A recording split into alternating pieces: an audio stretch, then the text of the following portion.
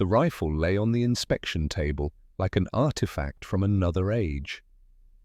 Thaddeus Hargrove stood in the armory at Fort Benning, Georgia, his fingers tracing the wood grain of the stock. August heat pressed through the windows, sweat beaded on his collar. He was 38 years old, a decorated Olympic shooter, a man who understood firearms the way a watchmaker understands time. And he was looking at what the United States Army called a mistake, the Lee Enfield No. 4 Mark I. British manufacture, bolt-action design, a rifle whose mechanical lineage stretched back to the 1890s when cavalry still charged and machine guns were novelties. The year was 1943. America was mass-producing the M1 Garand, 8 pounds of semi-automatic innovation that could fire as fast as a man could pull the trigger. Germany fielded the Kar-98K with Teutonic precision. The Russians had their Mosin Nagants by the millions. And the British Empire, spanning a quarter of the globe, had doubled down on this, a bolt-action rifle. In a war of tanks and aircraft and automatic weapons, they had chosen to arm their soldiers with what military theorists called an embarrassment, what modernizers called a relic, what Thad's commanding officer had called, just that morning, a disgrace to contemporary warfare. He picked up the rifle, 9 pounds, loaded. The metal was cool despite the Georgia heat. The action was smooth when he worked the bolt, smoother than it had any right to be. There was something here, something the dismissals missed, but Thad didn't know what. Not yet. The door opened, boots on concrete. Thad turned. General George Pearson entered like weather entering a room. 52 years old, West Point, class of 1913. A man who had commanded artillery in the First War and now commanded opinions in the Second. His uniform was crisp despite the heat. His eyes were the color of winter.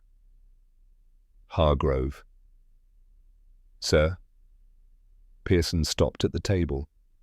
He looked at the Enfield the way a man might look at evidence of failure. You've been briefed on your assignment. Yes, sir. Weapons liaison to the Canadian production facilities, Long Branch Arsenal, Ontario. Correct. Pearson picked up a sheet of paper from his attaché case. The Canadians are manufacturing these at a rate of 900,000 per year, 900,000 obsolete rifles, while we're giving our boys Garands that can put 30 rounds down range in a minute. Thad said nothing. The general wasn't looking for conversation. He was building to something. The British requested our technical assessment. They want to know if they should retool for Garand production. Pearson set the paper down. Your job is to provide that assessment. You will evaluate the Lee Enfield against modern standards. You will document its deficiencies. And you will write a report that makes it clear to London that they are wasting resources on yesterday's technology. Silence filled the armory like water filling a well. Thad looked at the rifle, at the worn wood and blued steel, at the 10-round magazine that protruded slightly from the stock. He thought about the Olympic trials in Berlin 7 years ago, the weight of a rifle in his hands, the way a perfect shot feels like breathing. You want me to prove it's obsolete, Thad said. I want you to document reality. Pearson's voice was iron. This rifle is an embarrassment to modern warfare, Hargrove. It belongs in a museum, not on a battlefield. The sooner the British understand that, the sooner we can get them equipped properly. The general turned toward the door, stopped, looked back. You leave for Ontario on Thursday. I expect your preliminary findings in 30 days. The door closed. Thad was alone with the rifle and the heat and the weight of expectation. He cycled the action again, felt the mechanical poetry of it, the way the handle lifted with minimal effort, the smooth glide of the bolt carrier, the positive lock when it closed. There was something here, something everyone was missing. 4 days later, Thad stepped off a train in Toronto into September cold that felt like a different country. Canada stretched north and west, forests and lakes and distances that made Georgia seem small. Long Branch Arsenal sat on the shore of Lake Ontario, a sprawl of factory buildings that hummed with purpose. Inside, the smell of gun oil and metal shavings, the sound of machinery that never stopped. They gave him an office, a desk, a window that looked out over the production line where Enfield rifles moved like a river of wood and steel. 2,000 workers on 3 shifts, the arsenal had produced 700,000 rifles since 1941. They would produce 1 million more before the war ended. All of them, according to General Pearson, obsolete before they left the factory. Thad spent the first week studying production records, rejection rates, quality control data. The Canadians ran their operation with precision that would have impressed Detroit. Tolerances measured in thousandths of an inch. Heat treatment processes that ensured consistent metallurgy, every rifle test fired before it shipped. He found no deficiencies in manufacture. The problem, if there was a problem, lay in the design itself. On his 8th day at Long Branch, Thad took a rifle to the test range, a standard No. 4 Mark I, serial number 847192. Fresh off the production line, he brought a stopwatch, a notebook, and a case of .303 British ammunition that smelled like cordite and possibility. The range stretched 300 yards. Autumn wind came off the lake. Thad loaded the rifle the way the manual specified. 2 5-round charger clips through the open action, 10 rounds total in the detachable magazine. He shouldered the weapon, found the sight picture, breathed, fired. The recoil was mild, less than the Springfield 1903 he'd trained on, less than the Garand. The report echoed across the range. Thad cycled the bolt without thinking, the motion automatic from years of competition shooting. The handle came up at an angle that felt unusual at first. Not the 90-degree lift of a Mauser action, something shorter. Quicker, he fired again. The cadence built like music builds, each shot flowing into the next. The rifle stayed on target. His breathing synchronized with the sequence. 10 rounds in rapid succession. He checked the stopwatch. 34 seconds. Thad stared at the number, did the math. That was 17.6 rounds per minute, sustained, accurate. From a bolt-action rifle that theorists said couldn't compete with semi-automatics. He loaded again. This time, focusing on the mechanics. The bolt lift was approximately 60 degrees, maybe 70, significantly less than the 90-degree rotation required by Mauser pattern actions. Less rotation meant less hand movement. Less movement meant faster cycling. The difference was maybe half a second per shot. Over 10 shots, that was 5 seconds saved. Over 100 shots, nearly a minute gained. The magazine held 10 rounds. Double the capacity of the Car 98K, double the capacity of the Springfield. A shooter could deliver twice as much fire before pausing to reload, and the reload itself was faster than he expected. The magazine was detachable, though doctrine said to load through the action with charges. Either way, the rifle was back in battery quicker than a Mauser. Thad fired another magazine, then another. The afternoon disappeared into the pattern of breathing and trigger press, and the smooth mechanical dance of the bolt. By the time the sun touched the western tree line, he had fired 200 rounds. His groups at 300 yards averaged 4 inches. Acceptable for military work, better than acceptable. And he had sustained a rate of fire that matched what an average soldier could achieve with a Garand. Something was wrong with the conventional wisdom, or something was right with this rifle that nobody wanted to admit. He was cleaning the Enfield in the armory when the voice came from behind him. "You shoot like a man who knows what he's doing." Thad turned. The speaker stood in the doorway, backlit by the corridor lights. 57 years old, with shoulders that had carried weight and kept carrying it. A face lined by weather and time. The uniform said, Sergeant Major. The posture said something older than rank. "Sergeant Major, Thad stood. "You and McLeod." The man stepped forward. His handshake was a vice. "Saw you on the range today. You put 200 rounds through that Enfield, like you were making love to it." Thad smiled, despite himself. "I was running tests." Tests. McLeod picked up the rifle Thad had been cleaning, handled it with the familiarity of long marriage. "Let me guess. American liaison. Sent here to tell us our rifles are rubbish and we should be making Garans instead." The accuracy of the statement stung. "I'm here to provide a technical assessment," Thad said. "Aye, technical." McLeod examined the action with one hand, the motion fluid as water. "And what does your technical assessment say so far?" Thad chose his words carefully. "The rifle performs better than expected." "Better than expected?" McLeod's laugh was dry. "Diplomatic. I like that. Let me tell you something, son. I carried this rifle's grandfather at Mons in 1914. The short magazine Lee Enfield No. 1, Mark III. You know what happened at Mons? British Expeditionary Force engaged German advance. That's the history book version." McLeod set the rifle down. "The real version is this. We were 70,000 men facing 160,000 Germans. They came at us in mass formations, professional soldiers, well-trained, confident. They expected to roll over us like they'd rolled over Belgium." The sergeant major's eyes focused on something distant, something 3 decades gone but still vivid. "We opened fire at 400 yards. The German commanders thought we had 28 machine guns per battalion. We had two machine guns, Captain. The rest of what they heard was just Enfields, and men who knew how to use them." Thad felt something shift in his chest, a recognition, a connection to something larger than technical specifications. "They called it the Mad Minute," McLeod continued.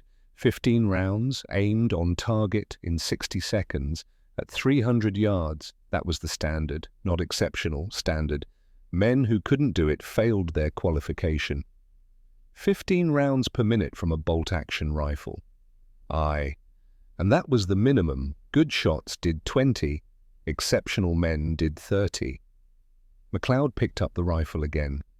"I did 34. August 1914.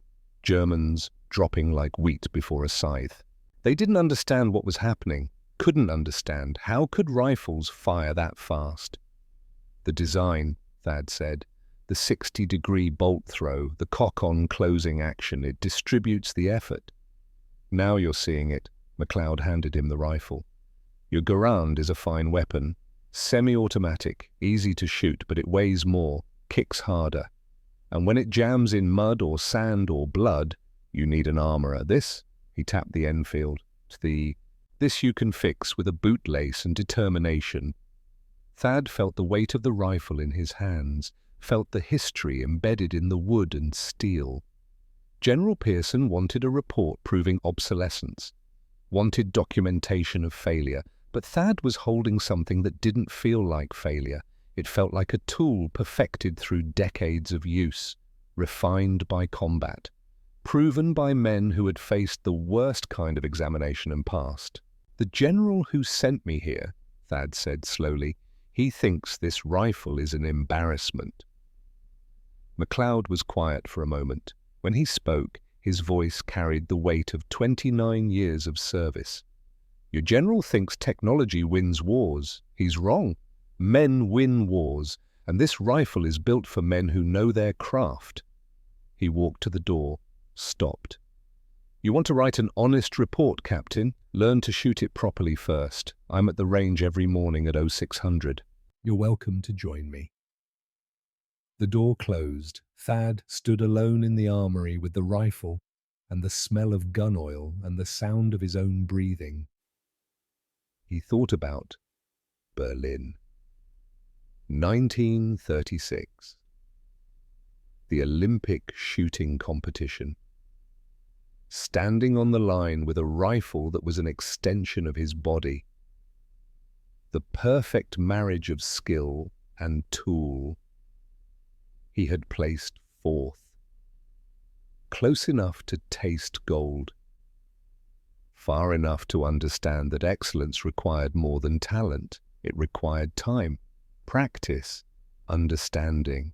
He looked at the Enfield, at serial number 847192, at a rifle that carried the ghosts of Mons and 30 years of evolution. Maybe General Pearson was right. Maybe this was obsolete technology in a modern war. Or maybe everyone was measuring the wrong things.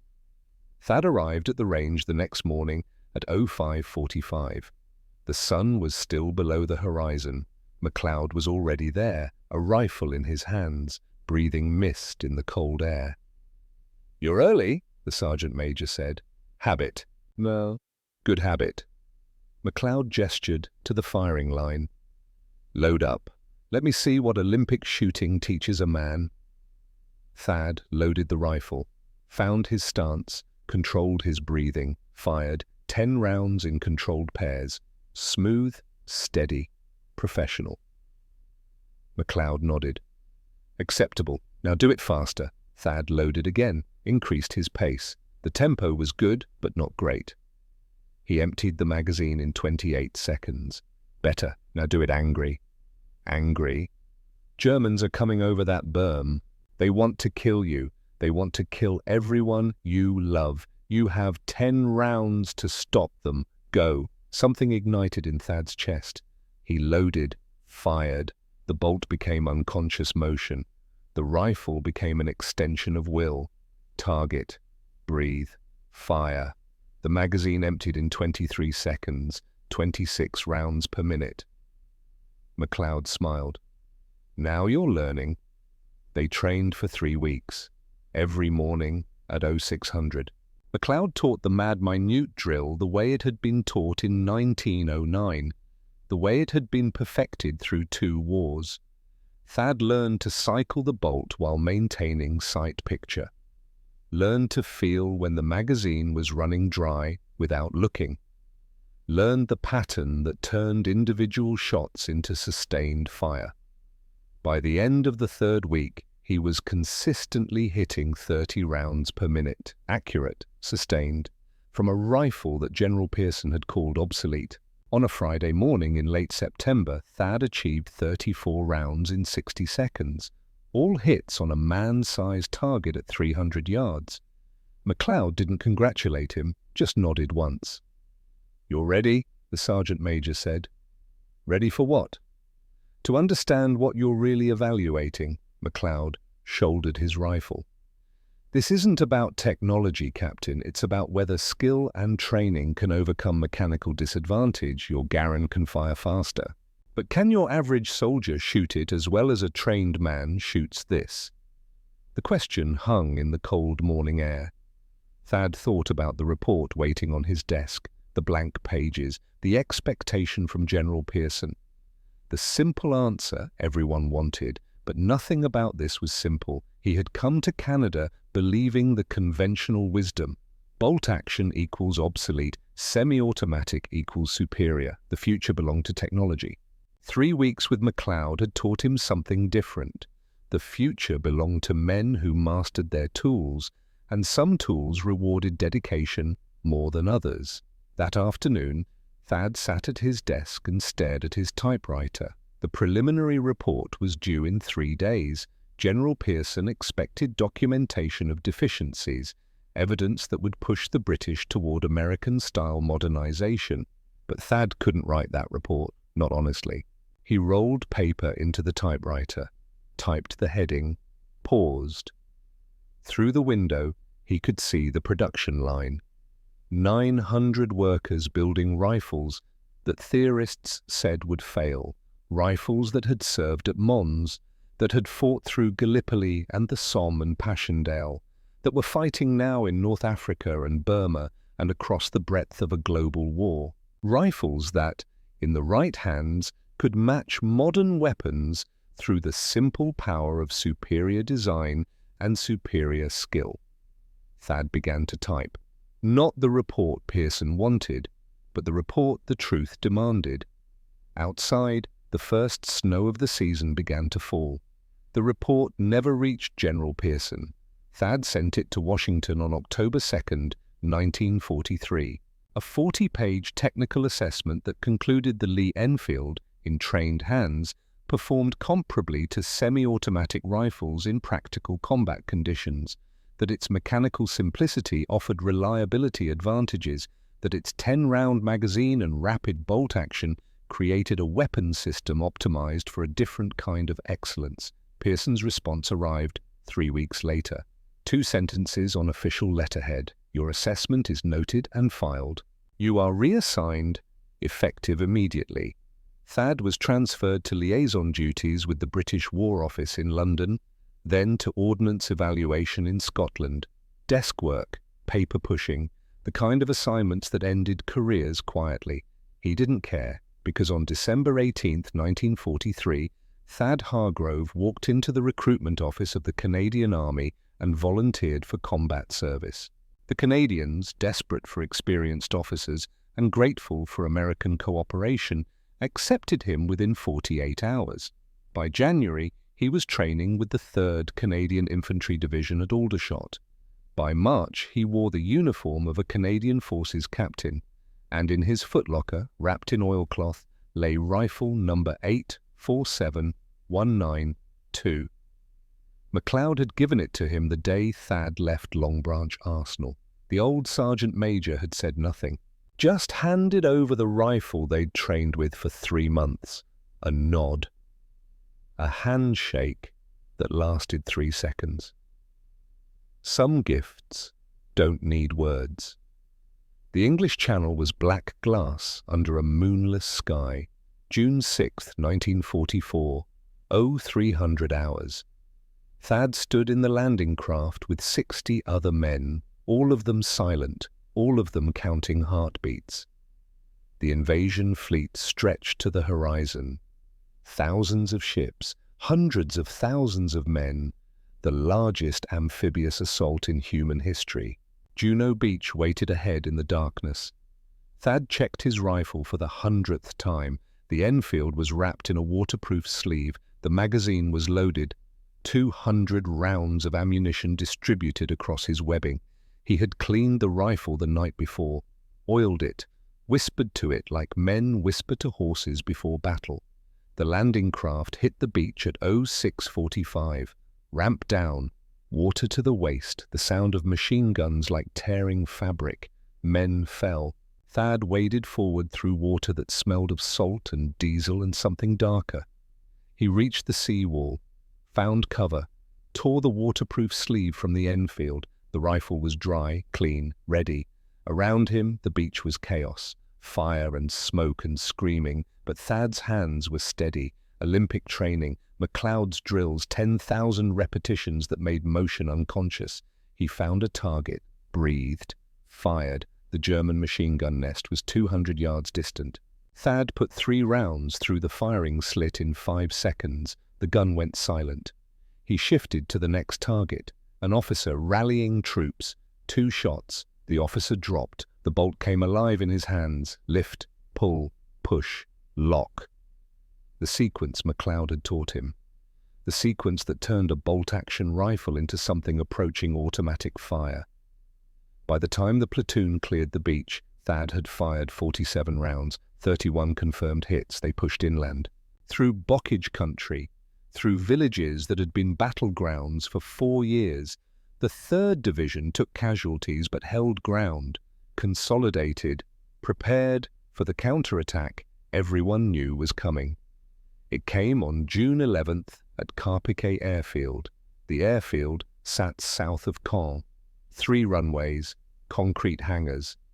Strategic value that both sides understood. The Germans held it with elements of the 12th SS Panzer Division, young soldiers, fanatical, well-trained. Thad's company was assigned to hold the northern perimeter. 200 men, entrenchments hastily dug in Norman soil, machine guns at the corners, mortars in defilade, and Thad, with his Enfield, in a rifle pit that gave him clear lines of sight across 400 yards of open ground. The attack came at 2200 hours. No artillery preparation, just darkness and then figures moving through the wheat fields, dozens of them, then hundreds. The company commander gave the order. Fire. Thad fired. The night exploded. Tracer rounds drew lines of light. Machine guns hammered.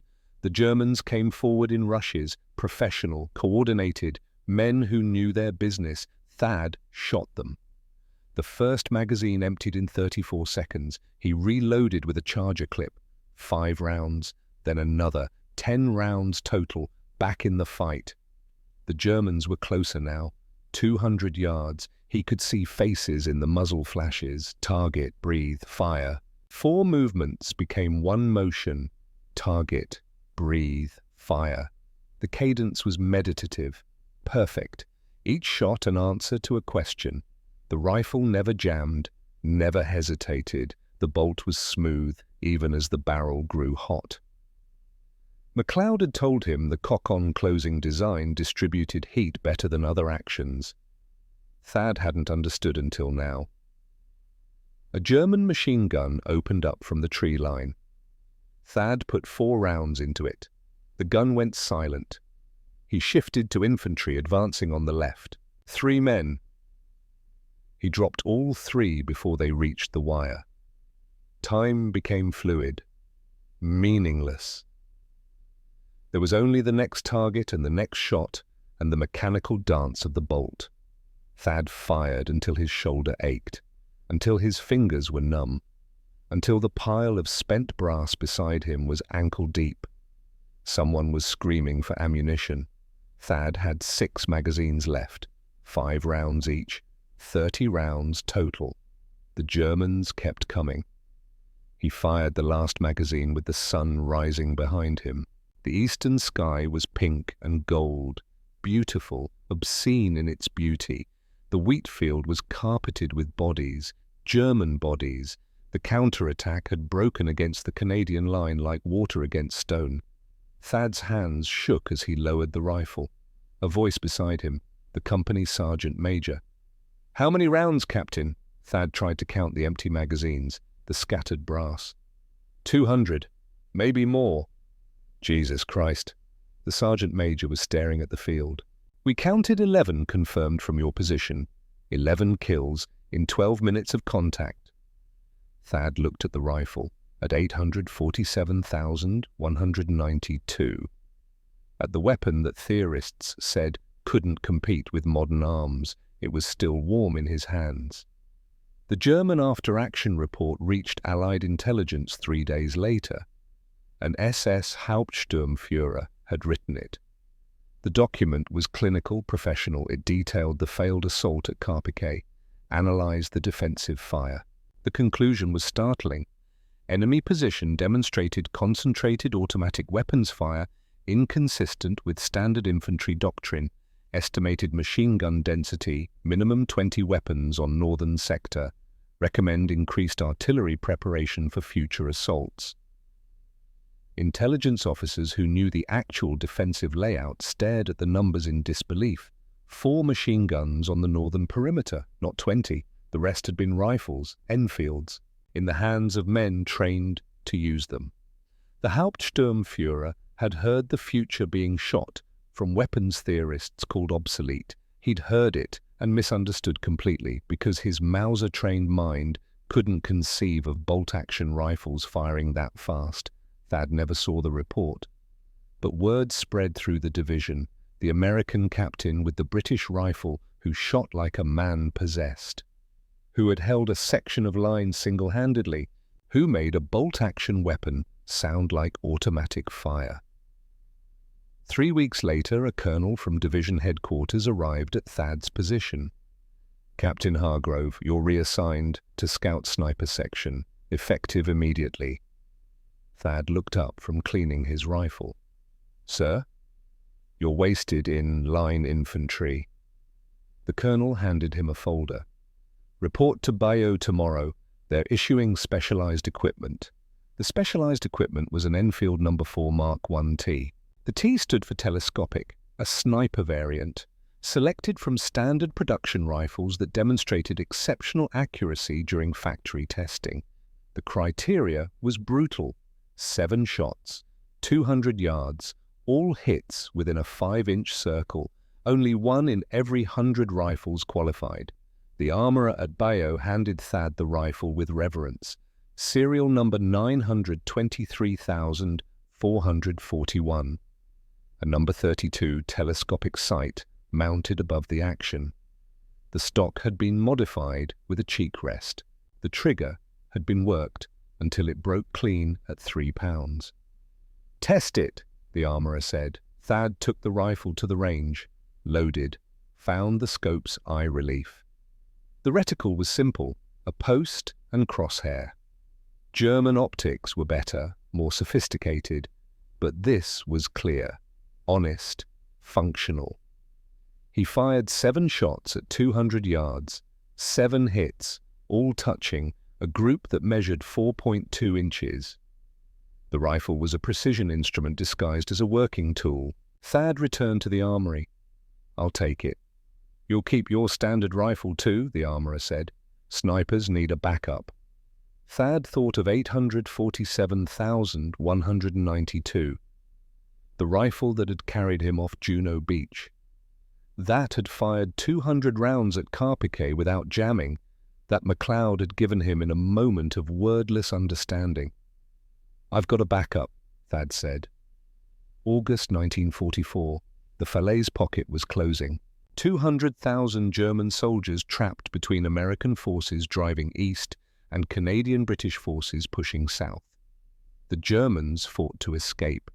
The Allies fought to seal the pocket. The Norman countryside became an abattoir. Thad's sniper section was attached to the North Nova Scotia Highlanders. Their mission was to deny the Germans Route N158, a secondary road through the gap. 12 snipers dug in on a ridgeline overlooking the valley, engagement ranges stretching to 800 yards. They had been in position for 36 hours when the German sniper arrived. The first sign was a Canadian corporal who dropped while carrying ammunition. No sound, no warning, just a man upright and then a man falling. The bullet had entered below his left eye, exited through the back of his skull. The second sign was a sergeant who took a round through the throat while directing mortar fire, dead before he hit the ground. Long-range precision fire, someone who knew his business. Thad studied the terrain through his scope. The shot angles suggested a position somewhere in the tree line across the valley. 700 yards, maybe 800. Extreme range for iron sights, comfortable range for a good scope. He settled behind his rifle, watched, waited. 3 hours passed. The sun tracked west. Shadows lengthened. Thad's eyes ached from staring through the scope, but he didn't move, didn't blink. Then he saw it. A glint. Just a flash of light off glass. There and gone in a fraction of a second. 780 yards. Northwest, in an oak tree that overlooked the road, Thad adjusted his scope, calculated wind, elevation. The .303 British cartridge would drop approximately 6 feet at that range. The wind was pushing right to left at maybe 8 miles per hour. Another 2 feet of drift. He found the tree in his scope, studied the branches. There, a darker shape among the leaves. Not quite right. Too geometric. A sniper hide. Thad settled the crosshair 8 feet above the shape, led it 2 feet left, controlled his breathing. The trigger broke clean. The rifle bucked. Through the scope, Thad saw bark explode from the tree. Close, but not a hit. He cycled the action, chambered another round. The German would be moving now, relocating. A good sniper never stayed in position after being engaged, but Thad had something the German didn't have. 10 rounds in the magazine. He fired again, adjusted, fired. The technique was called bracketing, putting multiple rounds in the target area, walking the shots toward the enemy position. It was wasteful with a 5-round magazine. Suicide even, giving away your position for minimal effect. But with 10 rounds it became viable, lethal. Thad fired 5 times in 15 seconds. Each shot adjusted based on the previous impact. The pattern tightened. converged, hunted. The sixth shot hit. Through the scope, Thad saw the shape in the tree jerk. Slump. Fall. The body tumbled through branches, hit the ground 780 yards away and didn't move. Thad lowered his rifle. His hands were shaking, not from fear, from the adrenaline of a duel fought at ranges where both men were invisible to the naked eye, where skill and equipment and luck decided who went home. That evening, a patrol recovered the German's body. He had been using a Carabiner 98K with a ZEF-39 scope. Excellent equipment, well maintained. The German had been good, professional, but he'd had 5 rounds. Thad had 10. In a duel measured in seconds, that difference was everything. September came with rain that turned the Norman roads to paste. The Canadians were pushing toward the Scheldt estuary, house-to-house fighting, street by street, the kind of war where artillery was king and infantry was currency. Thad's section was clearing the village of Vohenstrecht when the mortars fell. He remembered the whistle, the rising scream that meant incoming. He dove for cover, not fast enough. The blast picked him up and threw him against a wall. His ears rang, his vision blurred, and his left hand felt wrong. Thad looked down. 3 fingers were gone. The ring finger, middle finger, and index finger, just gone. Severed cleanly above the second knuckle, blood everywhere, bone white against red. The medic reached him in seconds. Tourniquets, morphine. Words Thad couldn't hear through the ringing. He was loaded onto a stretcher, carried to an aid station, then to a field hospital. The doctor was American, 40 years old with tired eyes. "You're going home, Captain?" Thad's voice sounded distant, underwater. "The hand?" "We saved the thumb and pinky. The rest is gone." The doctor's face was sympathetic. "You'll have function. But you won't shoot competitively again, I'm sorry." They sent him to England for recovery. 6 weeks in a hospital outside London. The wounds healed. The hand became a claw. 2 fingers and a thumb. Useless for fine work. Useless for operating a rifle bolt the way MacLeod had taught him. Useless. Thad requested discharge in November. The war was ending. He had done his part. Time to go home to Georgia and find a new life. But the night before his discharge interview, he couldn't sleep. He lay in the hospital bed, staring at his ruined hand, thinking about 847,192, about the rifle waiting in his footlocker, about MacLeod and the mad minute and the perfect tempo of bolt and trigger and breathing, about excellence. At 0200 hours, Thad got out of bed, walked to the footlocker, retrieved the rifle, carried it to the empty physical therapy room at the end of the hall. He sat in a chair, laid the rifle across his lap, studied it with his good hand and his ruined hand and his stubborn refusal to accept limitations. The bolt required 4 fingers minimum to operate conventionally. Thumb on the bolt handle, 3 fingers curled around the pistol grip. But Thad didn't have 3 fingers anymore. He had 2, and a thumb, and a lifetime of understanding how weapons worked.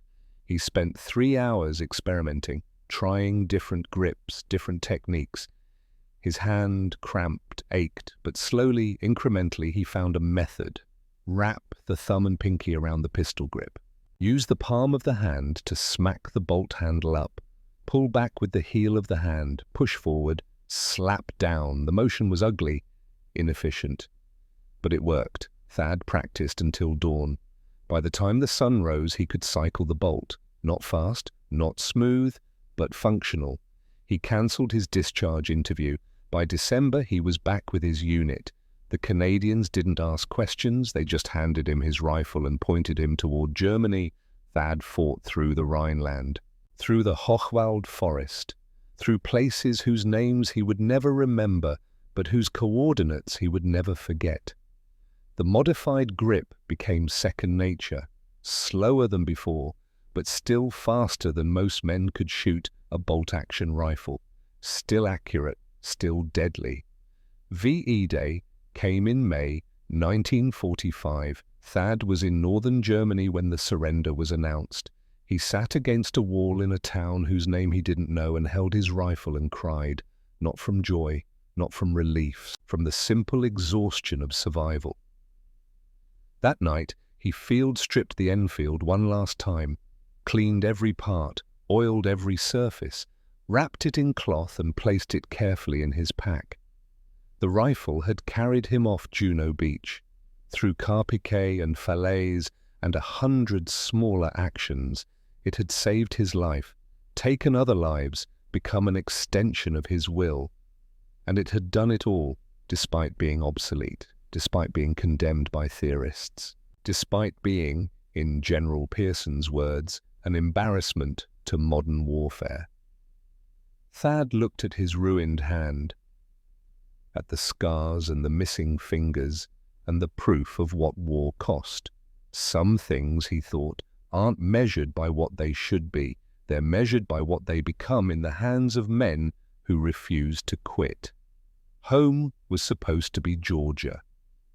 Thad stood on the deck of a troop ship crossing the Atlantic in June 1945, watching the wake dissolve into grey water. He was 40 years old, a decorated veteran, a man with medals and scars and a ruined hand. The United States was waiting. Fort Benning, discharge papers, a pension and a quiet retirement.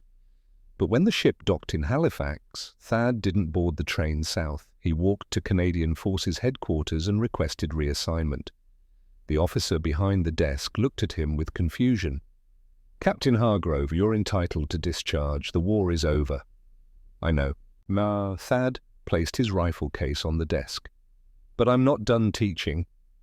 They assigned him to Canadian Forces Base Gagetown in New Brunswick, a sprawling training facility carved from pine forest and rocky soil.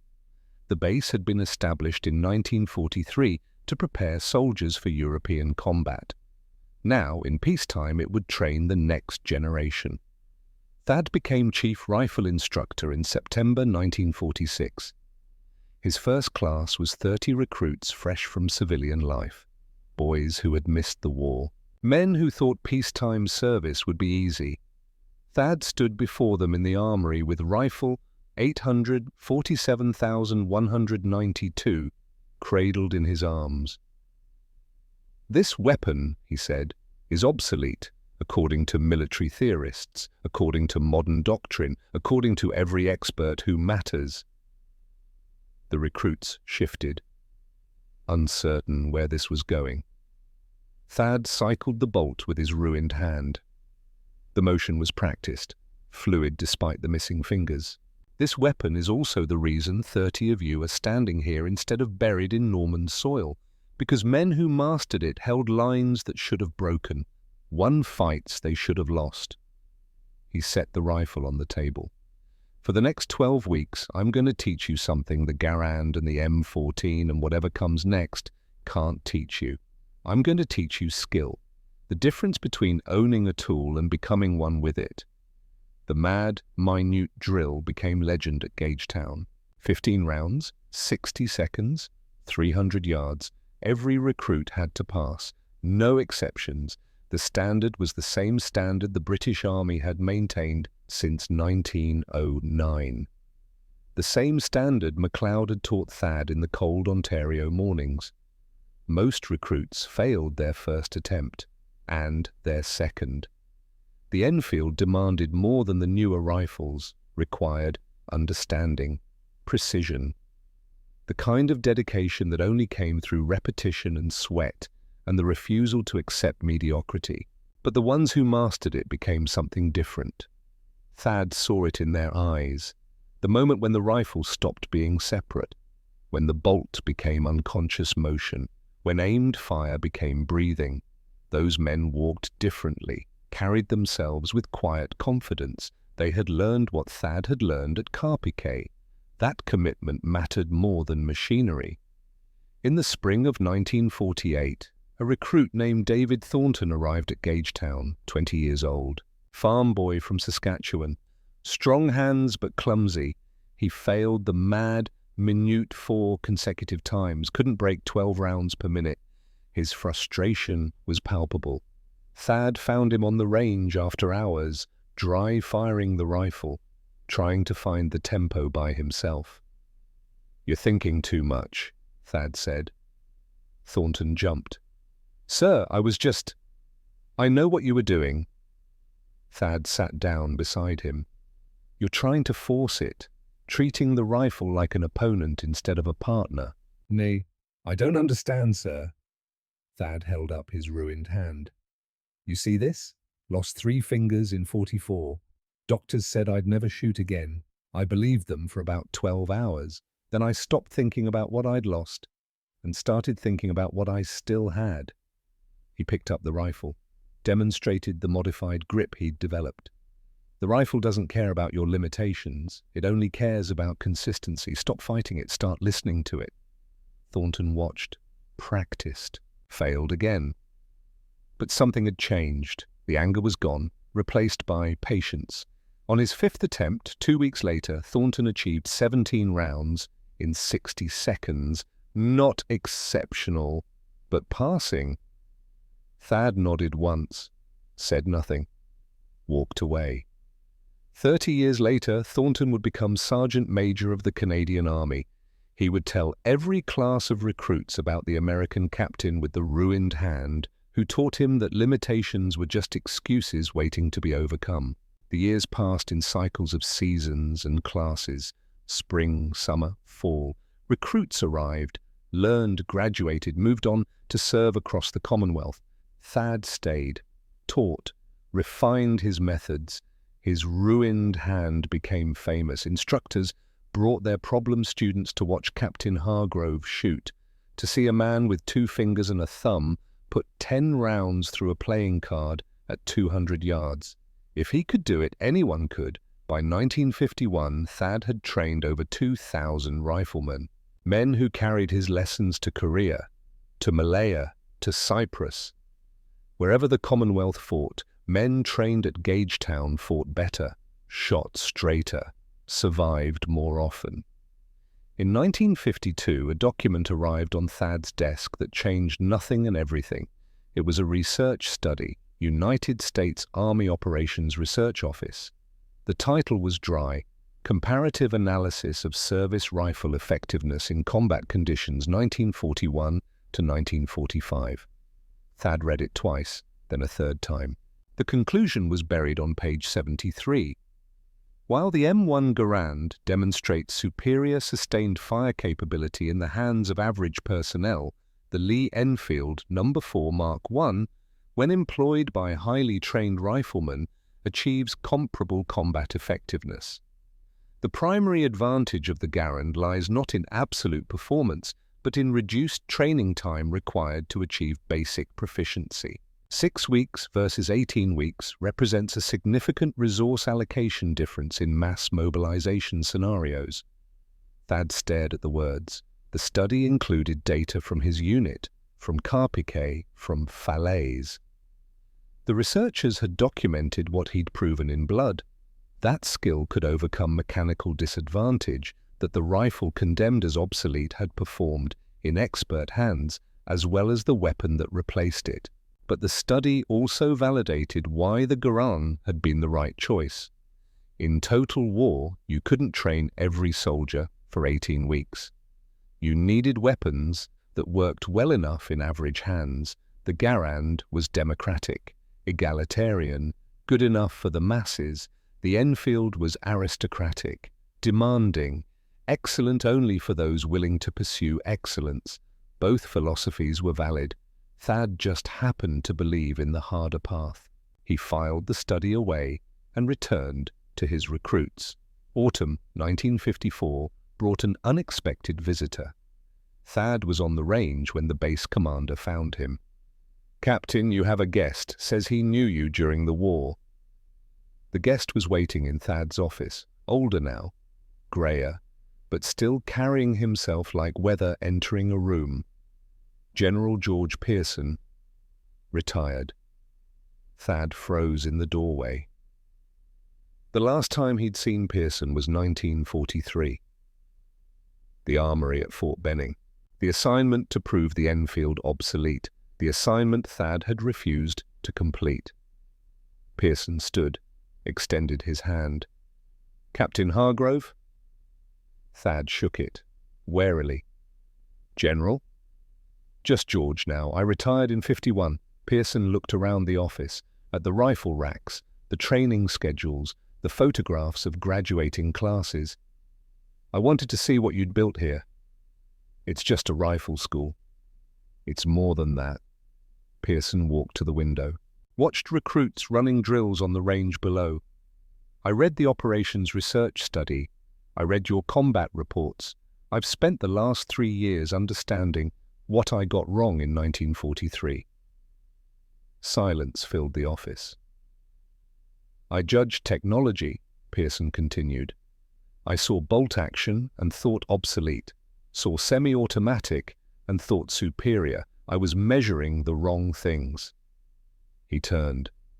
"You tried to tell me that, in your report, the one I filed and ignored." Thad said nothing. "I was wrong." Pearson's voice carried the weight of admission. "The Enfield wasn't obsolete. My thinking was. I apologize for that, and for ending your career before it began." Thad looked at his ruined hand, at the scars and missing fingers. "My career turned out fine, General."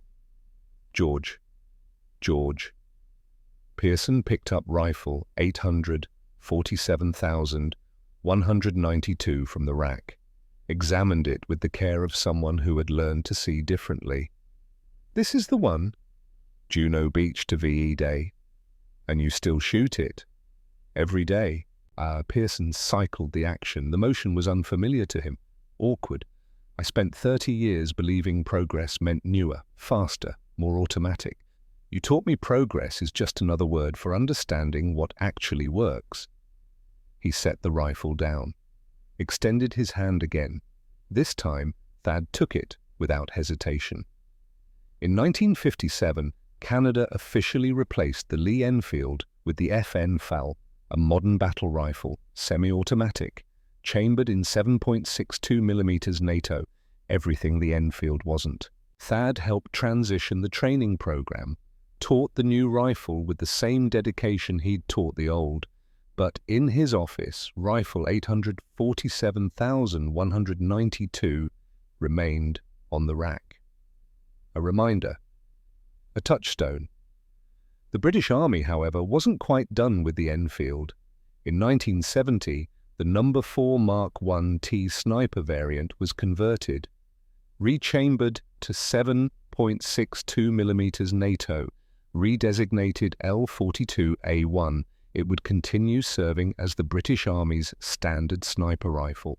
When Thad heard the news, he laughed until tears ran down his face. 27 years after being declared obsolete, the Enfield was still fighting. He retired in 1973 at the age of 68. The Canadian Forces gave him a ceremony, a plaque, a pension, and the rifle. "Keep it," the base commander said. "It's more yours than ours." Thad returned to the United States, bought a small house in Maine where the forests reminded him of New Brunswick. He spent his days woodworking, reading, walking. And every Sunday, he cleaned Rifle 847-192. He lived to see the L42A1 serve through the Falklands, through Northern Ireland, through conflicts in a dozen countries. The rifle, condemned in 1943, remained in British service until 1992. 49 years, longer than most marriages, longer than most careers, longer than the men who had condemned it. Thad died in 1995 at the age of 90, quietly, in his sleep, with Rifle 847-192 hanging above his fireplace. His will specified the rifle should go to the Canadian War Museum in Ottawa. They displayed it in the World War II gallery, in a glass case beside the Juno Beach exhibit. The plaque read, "Lee Enfield, No. 4 Mark I, serial number 847-192, carried by Captain Thaddeus Hargrove, Canadian Forces 1944 to 1945, from Juno Beach to VE Day. 20 years later, on a cold February morning in 2015, a man stood before the display. He was 35 years old, United States Marine Corps, scout sniper, 2 tours in Afghanistan. He wore civilian clothes but carried himself like all snipers carry themselves, quiet, observant, comfortable with stillness. His name was Michael Hargrove. He studied the rifle in the case, the worn stock, the blued steel, the modifications his grandfather had made for a ruined hand. He'd heard the stories his whole life. The mad minute, carpiquet, falaise. The duel at 780 yards, he'd become a Marine because of those stories, become a sniper because excellence mattered. A museum docent approached, elderly, Canadian. "Beautiful piece, isn't it?" "It was my grandfather's." The docent's eyes widened. "Hargrove, of course you have his eyes." "Did you know him?" "I was one of his students, Gagetown, 1965. Couldn't make the mad minute to save my life. Failed twice. He worked with me personally. Third time I scored 17 rounds. He just nodded once and walked away." The old man smiled. That nod meant everything. Michael looked at the rifle, at the legacy his grandfather had built, not just in combat, but in the thousands of men he'd trained, the standard he'd maintained, the belief that commitment mattered more than convenience. "They retired the last Enfields 3 years ago," the docent said. "Canadian Rangers, Northern Patrol units, they'd been using them since 1947, finally switched to modern rifles in 2018. 71 years of service. Longer, if you count the variants. The L-42A1 served until 92. The Indians and Pakistani police still use them." The docent pulled out a tablet. "Let me show you something the museum just acquired." He swiped to a scanned document. United States Marine Corps Historical Division, dated 1987. Comparative analysis, infantry unit casualty rates, European theatre, 1944 to 1945. Michael read the highlighted section. 3rd Canadian Infantry Division, Scout Sniper Section, Captain T. Hargrove, commanding 8.2% casualty rate over 11 months continuous combat, lowest recorded rate for forward deployed sniper units in the European theatre. Theatre average for comparable units, 12.7%. The section's consistent employment of precision rifle fire and extended engagement ranges contributed to exceptional survivability despite high-risk mission profiles. The docent smiled. "Your grandfather's methods didn't just work, they saved lives. For 7 decades, military planners dismissed his approach as outdated. Then someone ran the numbers. 8.2%, Michael repeated softly. While carrying obsolete weapons, the docent closed the tablet. The rifle everyone said would fail kept more men alive than the rifles that replaced it. Michael felt something tighten in his chest. He thought about Afghanistan, about shots taken at ranges where technology mattered less than wind reading, where the newest scope couldn't replace the judgment that came from 10,000 rounds of practice, where his grandfather's lessons still applied. "Your grandfather left something for you," the docent said. "The museum director has been waiting for you to visit." The director's office was small, cluttered. The director was a woman in her 50s with kind eyes. "Mr. Hargrove, we've been expecting you." She handed him an envelope. "Your grandfather specified this should be given to you when you came." Michael opened it. Inside was a single page, his grandfather's handwriting, shaky but legible. "Michael, by the time you read this, I'll be gone. The rifle in the case is the rifle that saved my life. That taught me what skill means. That proved everyone wrong about what matters in combat. Modern doesn't mean better. New doesn't mean superior. What matters is the man, the commitment, the refusal to accept that good enough is good enough. They said this rifle was obsolete, an embarrassment, a mistake. It served for 70 years because excellence endures, always. Make them remember that, your grandfather, Thad. Michael folded the letter carefully, looked through the office window at the display case, at Rifle 800, 47,192, at proof that the old ways, pursued with absolute dedication, could match anything the future offered. "Thank you," Michael said. He left the museum as snow began to fall, walked 3 blocks through Ottawa's downtown, stopped at a sporting goods store, the kind that sold hunting rifles and camping gear. Inside, he asked the clerk, "Do you have any bolt-action rifles?" The clerk, a kid maybe 22, shrugged. "We've got some Remington 700s, but most people want ARs now, semi-auto, faster. Show me the 700. The rifle was beautiful, modern, synthetic stock, stainless steel, a 90-degree bolt throw. The clerk demonstrated the action. It was smooth, professional. "Nice," Michael said. "But do you know what this is based on?" The kid shook his head. "The Mauser action, designed in 1898, same basic mechanism as rifles from World War I. Michael examined the bolt, felt the familiar geometry. "My grandfather carried a rifle from 1895. Everyone told him it was obsolete. He used it until 1945, and they're still using variants today, 70 years later." The clerk looked confused.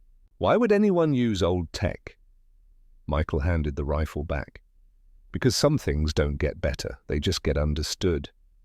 He walked out into the snow, pulled out his phone, called his wife. "I saw it," he said. "Grandpa's rifle. How did it feel?" Michael watched snow fall on a foreign city, thought about Georgia and Maine and New Brunswick, about McLeod and Pearson and 1,000 recruits who learned that excellence was a choice, not an accident. It felt like a promise I need to keep. What promise? That what he taught doesn't die, that skill still matters, that I'll teach our son the hard way, the right way. Michael's breath misted in the cold, the way that outlasts everything else. His wife was quiet for a moment. Then, "Your grandfather would be proud." "I hope so." Michael hung up, stood in the snow, thought about the letter in his pocket, about Rifle 800, 47,192 behind glass, about a legacy measured not in years, but in the men it shaped. He turned toward his hotel.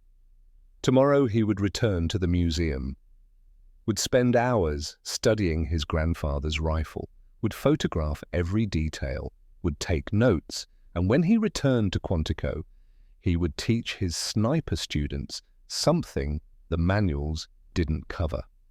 That the weapon doesn't make the man makes the weapon.